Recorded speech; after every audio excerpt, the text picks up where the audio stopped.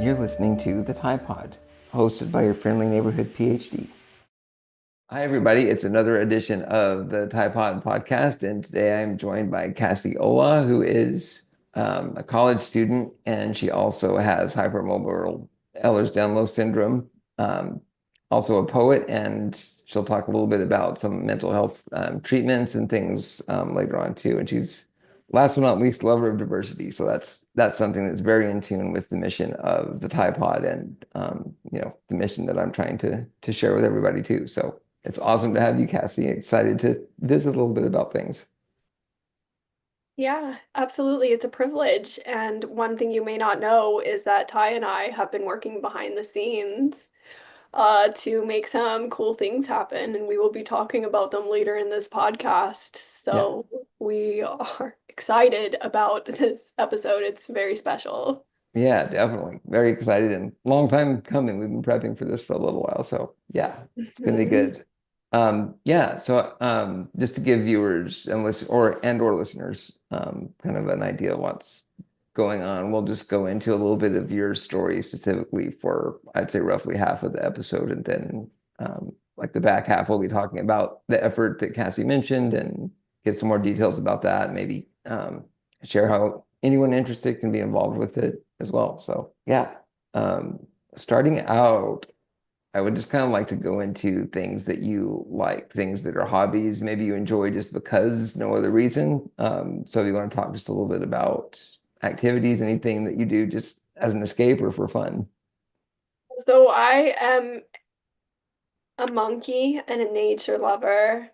Um, My dad asked me like a week and a half ago, did you get bit by a monkey? Because I was studying for finals and I was like telling myself, um, if I get done studying, I can go bouldering as a reward because I love Yeah. bouldering. And then I was so excited about bouldering, I couldn't focus on studying. So I said to dad, I'm just going to take my study material to the gym and I'm going to study, boulder. And it actually worked.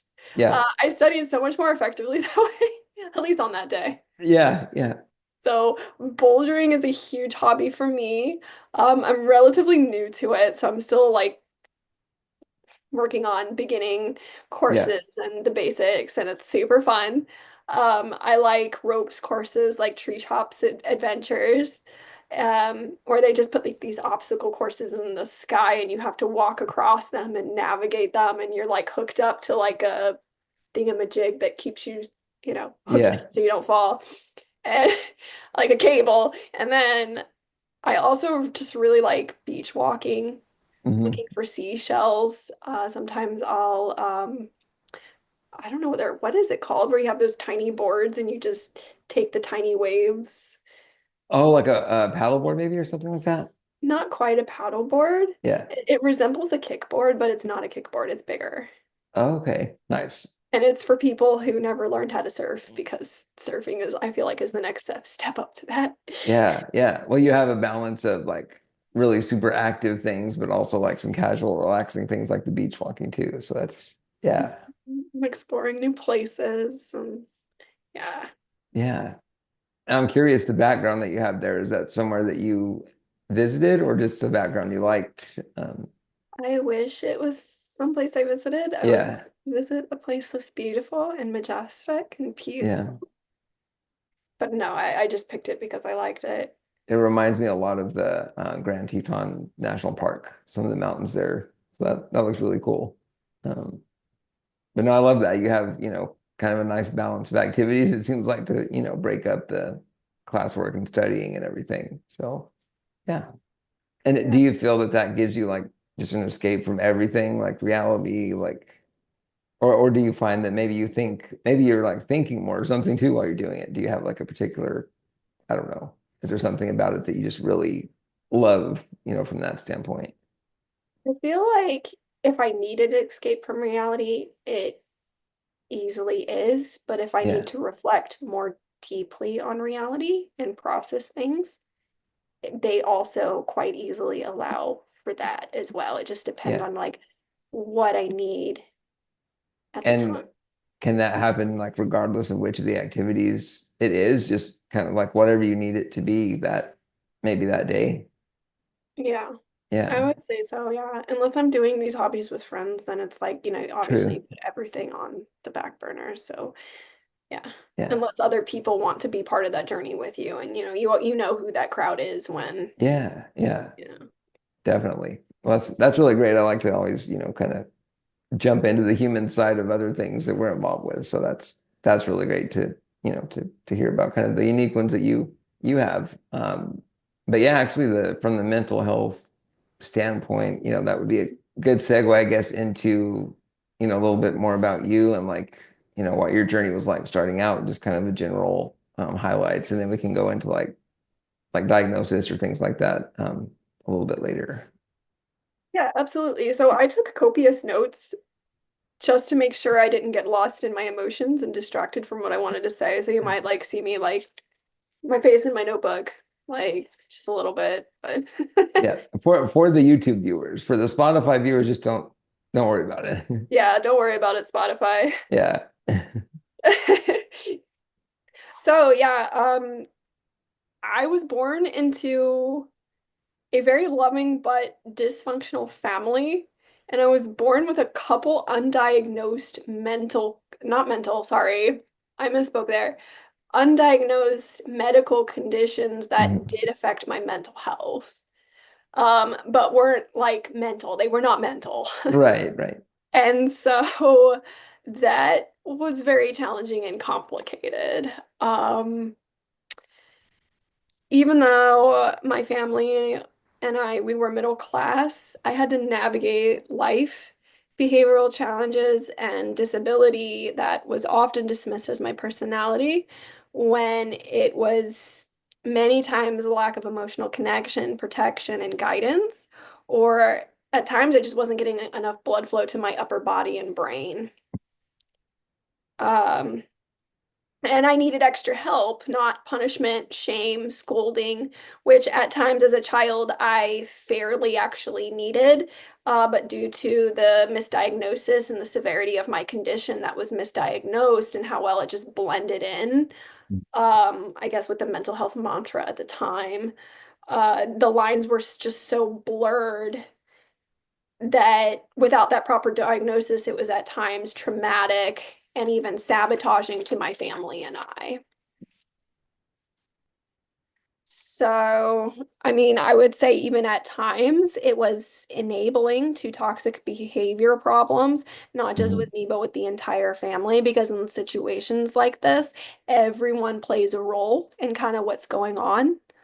And sometimes if the parents have issues that they're blindsided to, sometimes they're not realizing what is going on in their own child that is a reflection of what they need to change. So it can easily be transferred to the child without even trying or without even Right. wanting to.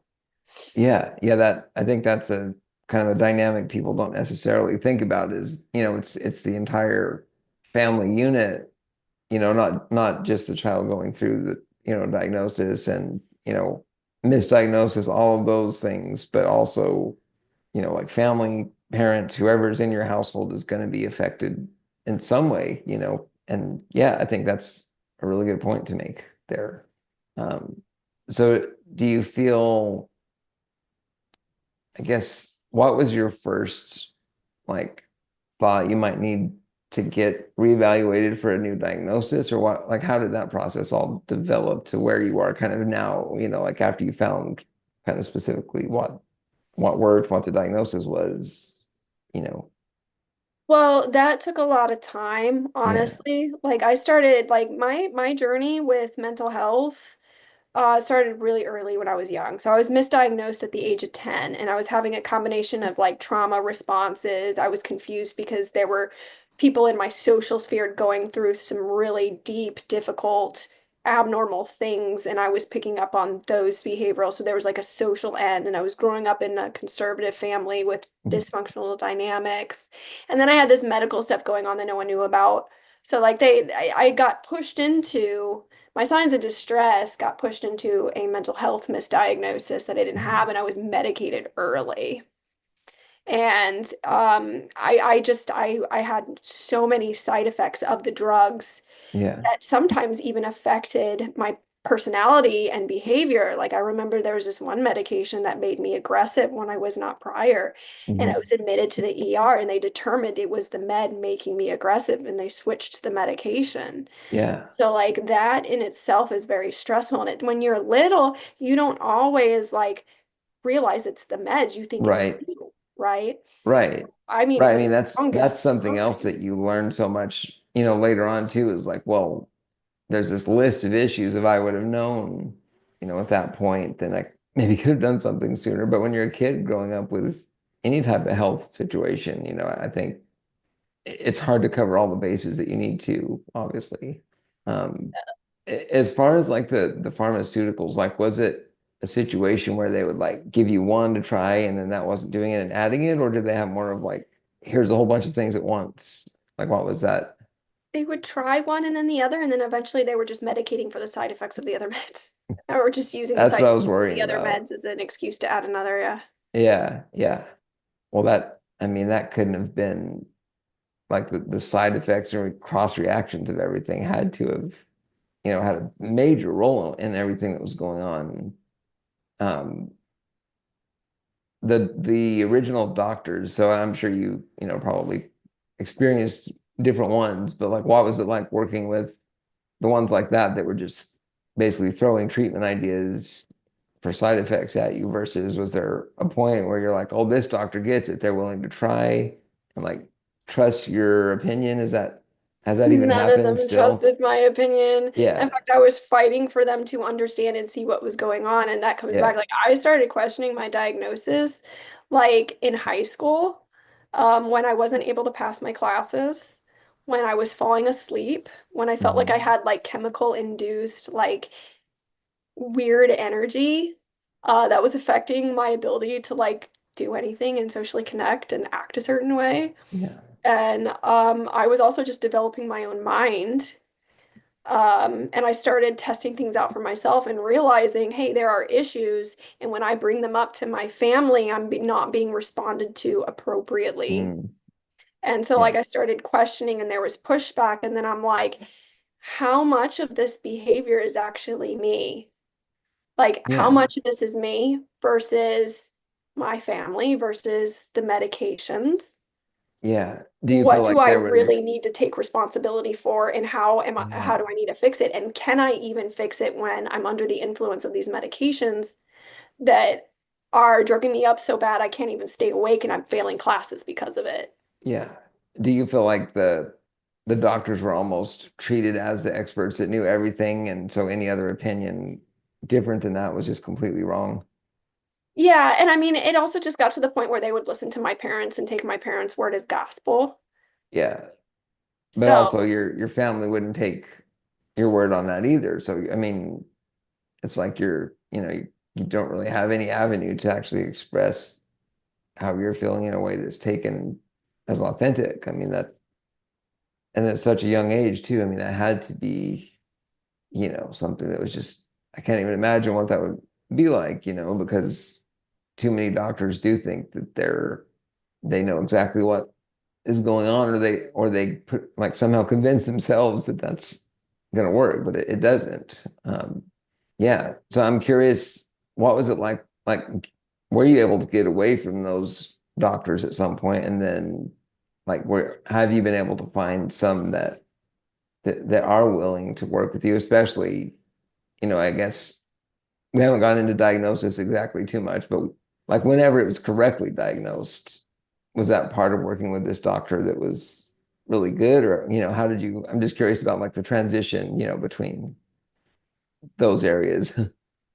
yeah, so when I stood up for myself and I realized what these drugs were doing, nobody really believed me and they wanted to keep me on the meds. Yeah. And so, like, I stood up for myself and I tried to come off myself, which was a disaster. I went into protracted withdrawal. I developed behavioral problems. Mhm. Um, and I got kicked out of the house for it.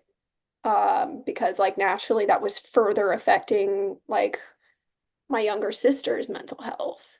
And Yeah. she was born into all this dysfunction and crazy. She barely knew me off the drugs. Mhm. So I didn't even know who I was on the drugs, and I have everybody judging me for who I am because I'm on the medications.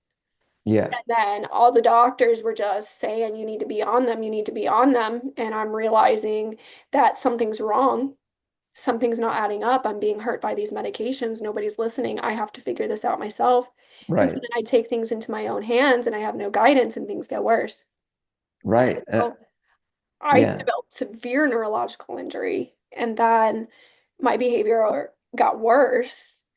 And I went to the church for help, and I Mhm. had people who tried to help the situation, but I was made unstable by the drugs and further injured into some unstable situations because of Yeah. injury from the drugs, which at that point you can't even go back on the drugs because the injury will stay. The damage to the nervous system's already It's there. already there. Yeah. So to Yeah. give more medications would just cause more damage, which when I went to the hospital for symptoms, they would give me more drugs, which would just perpetuate until Again, I adding to the gave up. problem. Yeah. Yeah. Yeah.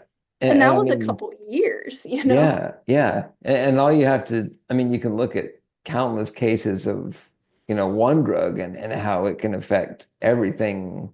I mean, you're not the same person. You're not you when you're going through some of these side effects. I mean, like even I think back on my experience in ER, they were throwing like muscle relaxers that were causing spasms and blood thinner that actually reversed and caused clots. And I mean, it's just like, they just throw these medicines, and only when something drastic happens do they even consider maybe switching. But I mean But that's sometimes drastic things are missed. They're actually yeah, happening, but it's an atypical presentation. yeah, And when you're stuck with a mental health diagnosis, they don't recognize it for the severity that it really is, and you're just stuck with it.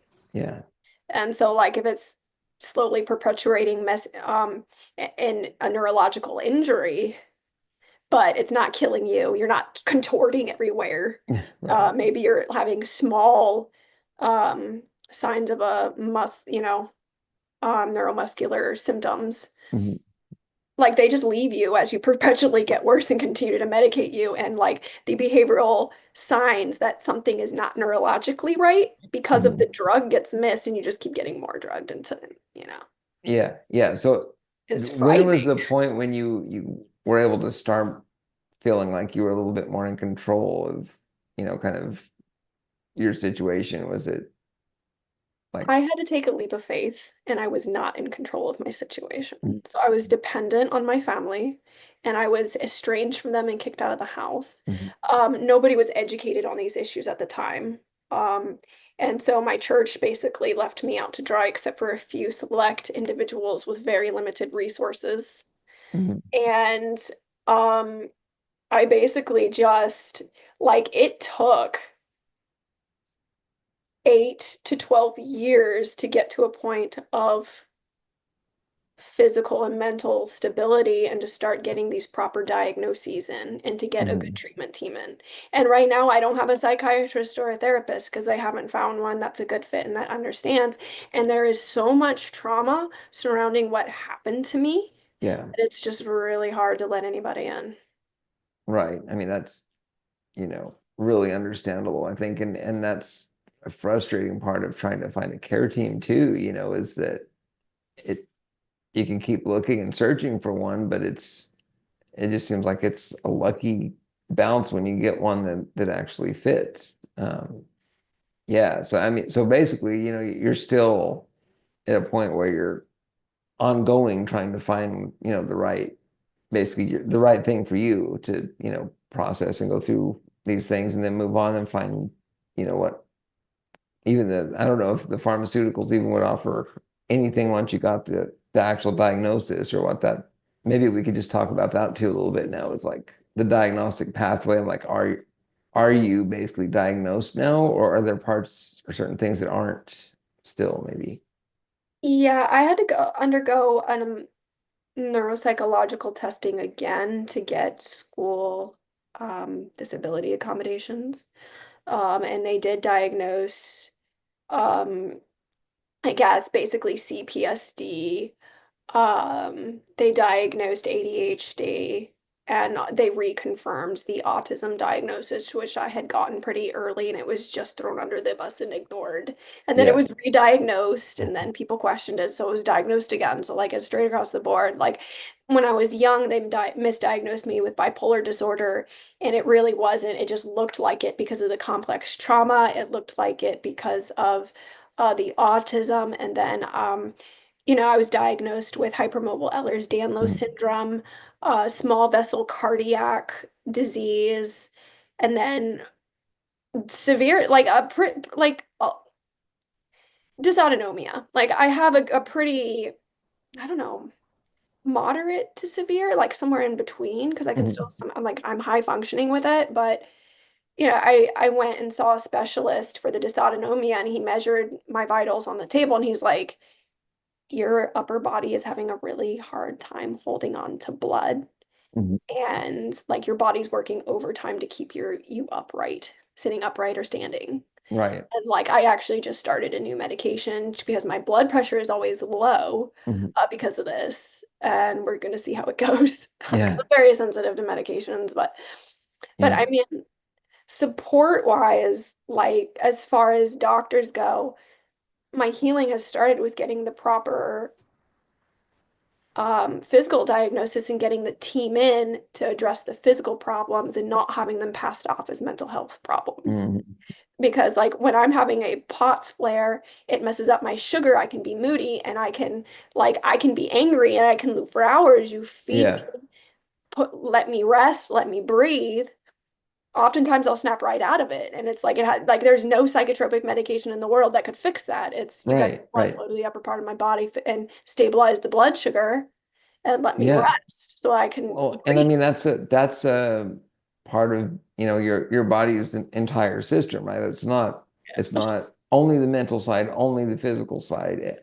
They inform each other and they infect each other. An imbalance in one place can, I mean, it's not that far-fetched to see where it could, cause something else instead of just assuming that it's mental health related. I mean, that's just, yeah, It's that's, it's true. So like I remember being in the hospital, yeah, psychiatric ward, and they're trying to teach me how to deep breathe. And I have POTS syndrome, yeah, okay? Like yeah, I can't breathe. I can't freaking breathe. And they're just like, it's just mental. And I of was like, course. maybe your meditation and deep breathing techniques would have worked if you had given me like Metadrine for low blood pressure or POTS like Yeah. earlier. Like Yeah, yeah. I mean, just and professional doctors, I think should be able to, you know, kind of find that. I mean, yeah, yeah, and if you had realized the muscle imbalance and weakness and sprains in my upper body affecting my posture, that might have been affecting my breathing and address that too, maybe that would yeah, have gone a long way, you know? possibly, yeah, yeah. It might be within consideration. Yeah, Yeah, or like yeah, I have joint instability as a result of the Ehlers-Danlos syndrome. yeah, So when you move around, like I have vertebrae that will like at various stages of rotation compress the vertebral arteries and the brainstem. Well, what do you think that does to the right, breathing? right. Like, it was like, It, come on. this highlights so much too what I've been feeling that, like you have to be the expert on everything going on, for you to self-advocate and be like, hey, did you think of this? Maybe trying like get some creativity here, instead of just throwing another prescription on top of it and hoping it works. I mean, like, I don't I've know.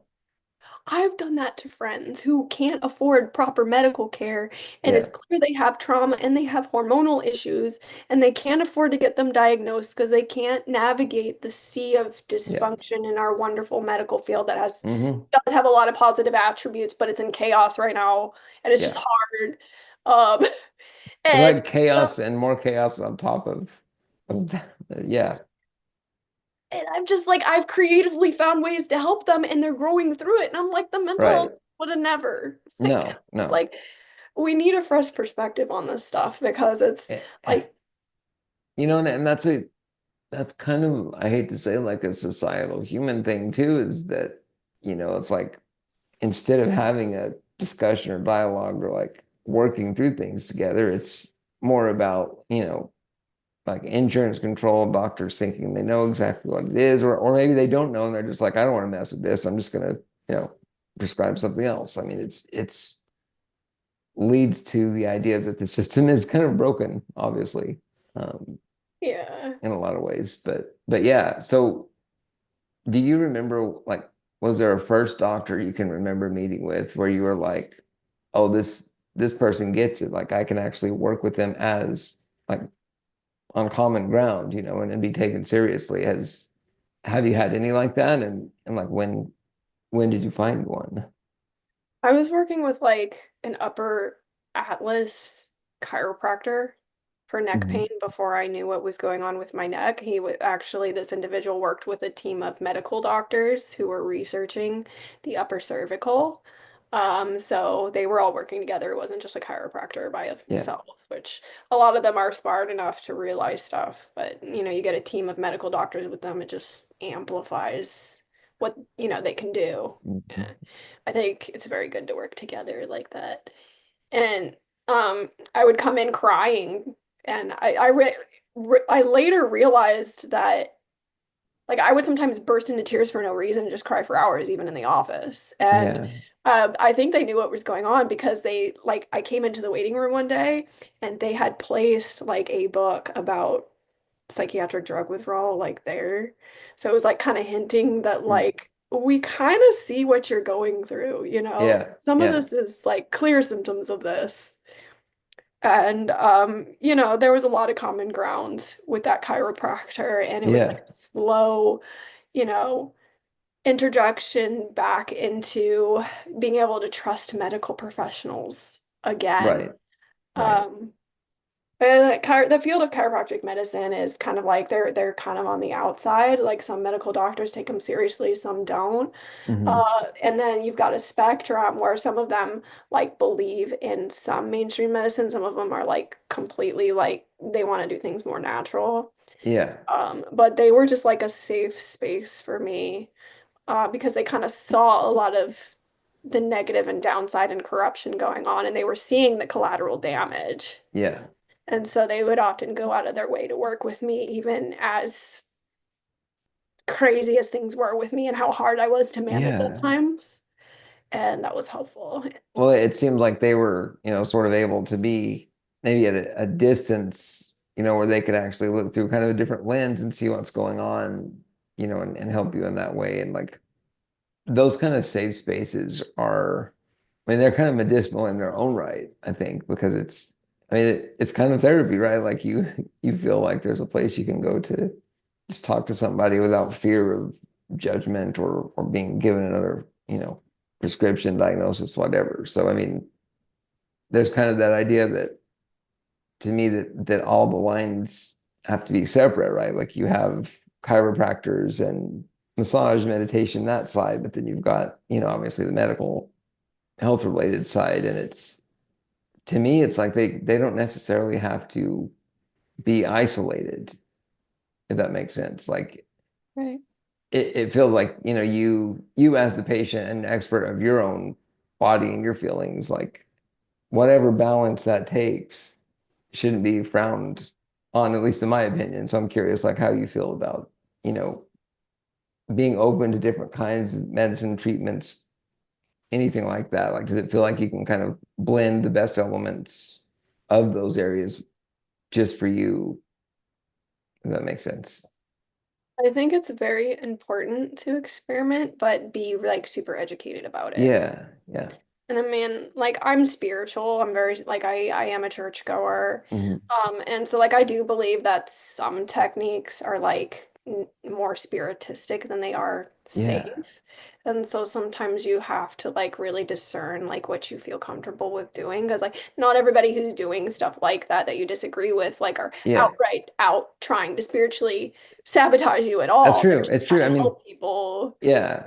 And there's that innocent, just what would you say, ignorant side of people too. Like they just don't know enough about the problem or anything either. So yeah, like And that. yeah, they're just good natured, trying to help everyone. So, Not saying they don't make mistakes and give bad advice either, but and I mean, to a point, you don't want to just neglect anything any doctor says and just like completely close off from that way, it seems like. I mean, there are good ones that I've recently met too that you feel like you can make some kind of progress, even if it's like very incremental, improvement in the fact they just listen to you. I mean, just, I don't know. It's just a complicated thing. And it's not so much like you can't have these general sweeping statements, like not all doctors are bad, not all, I mean, you can go down that road too. So, Right. But you yeah, really do have to like learn what's out there and learn how to yeah, advocate for yourself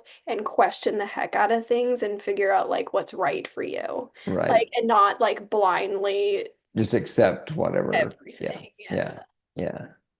Well, that's really, I feel like it's way too common still that people just cannot find, you know, doctors or anybody that can really help enough. It's not consistent, like I think there's countless stories of, people being like not able to choose a doctor and almost being forced to do whatever they say, like it's, just the law basically. Um, Right. so I don't know. I guess that it's a little out of order, but I kind of want to go into a little bit of the advocacy and the program that we're launching Voices Assembled for Change because I feel like this is one of the things that sort of joins everyone with disability or chronic health, right? Like we have all had these doctors or specialists that, haven't listened, that treat us like we don't know what we're doing, or they say like, well, you look fine, like why are you having an issue? I mean, so I guess jumping into that, if you want to talk a little bit about how, we're thinking about attacking these types of things and bringing more awareness to light with that. Right. And family doesn't always understand. And Right. everybody's got a different degree of family. Like some people are just like at the mercy of toxic family True. situation and they can't get out and they can't rely on their family and their family is absolutely perpetuating the problem.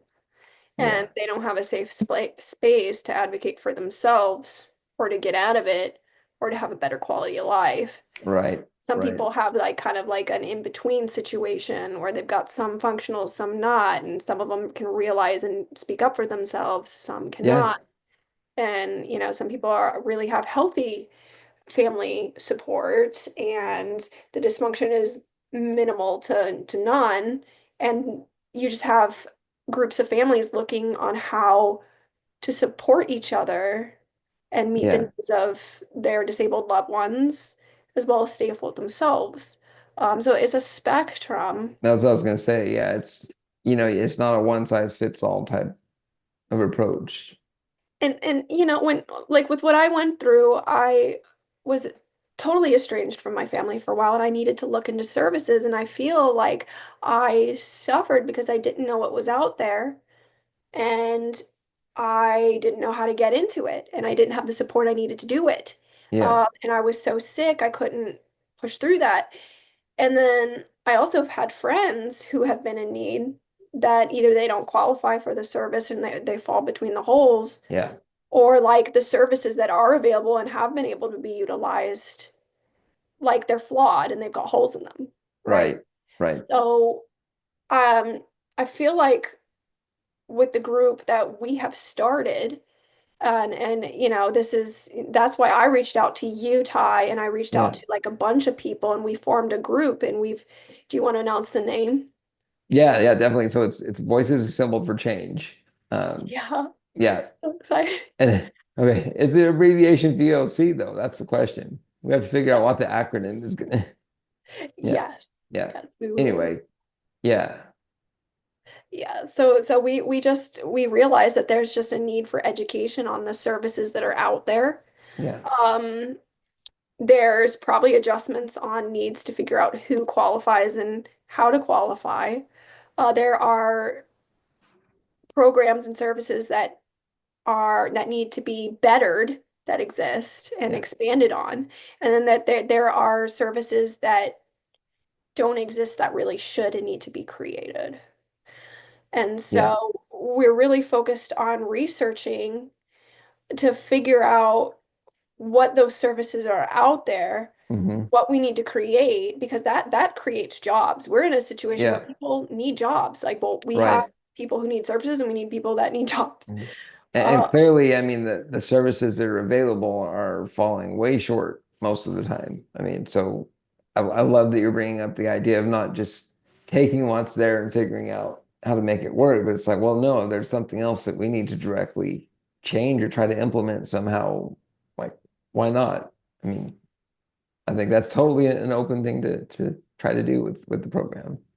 yeah, and there's also just general education, because there's Yeah, so many things that like normal people without our conditions don't understand about us. And yeah. that creates a lot of misconceptions and ableism.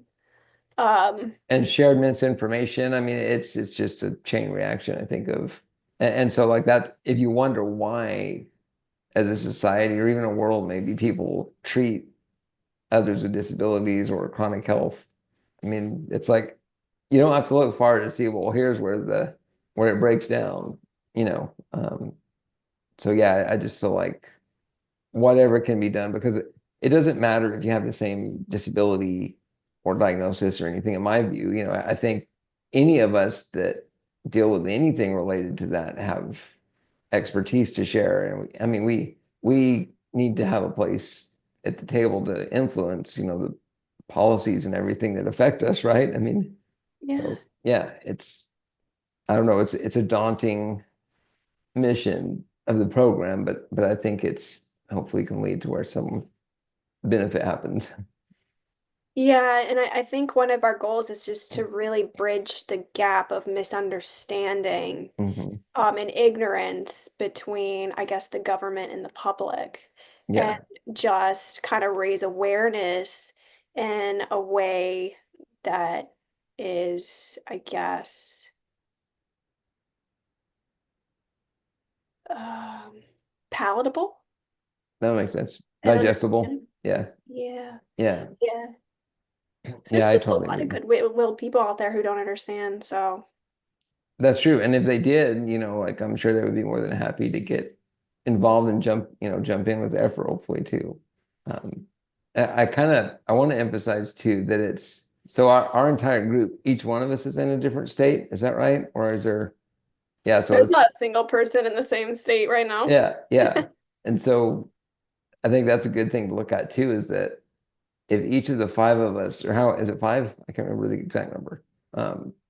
But like Yep. whatever state we're in, if we can assemble like, well, here's the choices for help in Florida versus New Mexico versus wherever, like, I think we can start to realize quickly, well, they're inconsistent, right? It's a state by state thing, which to me is even more limiting, so I'm hoping somehow it comes out of this that maybe we can have some type of cross-state talk or consistency to get people help too, because it's just such a discrepancy and difference from state to state to me so far.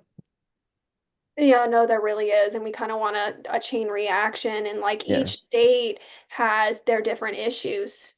I don't know. Have you followed the Gabby Petito case? I know it's kind of unrelated, but the concept is the same. I haven't recently, no, Do you remember who she was? loosely, but I'd have to research again. But Yeah, so she was a young lady who got mhm, involved with a guy, and it was like she went on a road trip, and there was a domestic violence issue, and she ended up getting murdered. mhm, And so there was just like a lot. I was listening to a podcast this morning and it was being covered an interview with her parents. And mhm. the interviewer asked, if this had happened in Utah, do you believe that it would have been handled differently? Because there was like video footage that showed she was in distress in the state she was in, that the officers completely misread it. Yeah, And yeah, that's why that happened. And they were like, no, I do not believe that that would have happened here.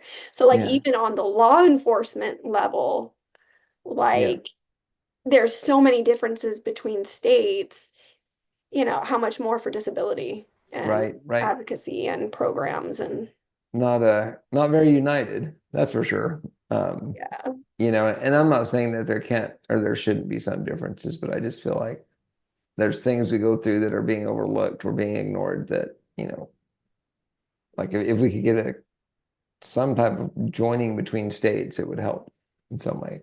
a collaboration of people who like really Yeah, understand the issues and, have the yeah, skill set to, navigate through this coherently and judge the problems and like figure out how to pull our resources to come together for the mhm, greater good to get some positive change going on. yeah, Because like one of the things that like Gabby Petito's family is doing, they're starting a foundation to educate and fill that gap in that specific area. Well, what yeah. they're doing for domestic violence, we want to do for disabilities. Right. No, that's a really great way to put it, I think, because you can see clearly the, comparisons there. Yeah, and it would bring in diversity as well, right? Which again, since I've been starting off social media efforts for a year and a half, 2 years, it's just like people in all these different places have great ideas, and it just seems like it makes sense that all different backgrounds, like whether they're a high profile or not, like just bringing more of these voices out, I think is, and obviously I know that there's disabled people in the community that have, I mean, they're like famous status, right? Like they have a huge following and influence, and which is, I don't think we could have ever made the progress we have without them. But it's also important to realize that there's more. Like I think 1 in 4 people, they say, have a disability, some type of statistic like that. So it's not just 1 or 2 voices, it's an assembly of voices, so to speak.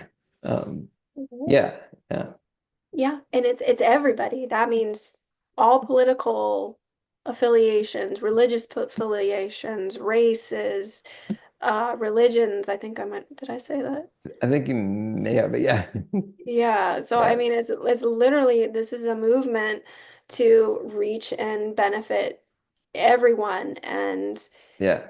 I Doesn't think matter like financial status, gender, like any of those yeah, things, like economic. they Mhm. should have their own, obviously have their place with the people, and it shouldn't be held against them to, need healthcare, basically. I mean, Mhm. that's a human right, I feel like. And so, if more work can be done to make it push towards that, the better, for sure. Um, Yeah. so I guess I'm curious, kind of. So we're actually in the process of starting up an Instagram page and an email account with the VOC mission and the team. So I'll definitely be providing that in the captions and everything when the episode is posted. But yeah, do you want to talk a little bit about like what the short-term vision is, and then where maybe we see it going, 5, 10, 15 years in the future, hopefully? Yeah, so we're going to start with interviews. We've got what, 4 or 5 main topics that we want to address first that we feel Hmm. like are the most pressing. I think it's like wheelchair accessibility was one, workplace awareness and training was another, Yeah, housing and social security disability income were like two of the other most important factors.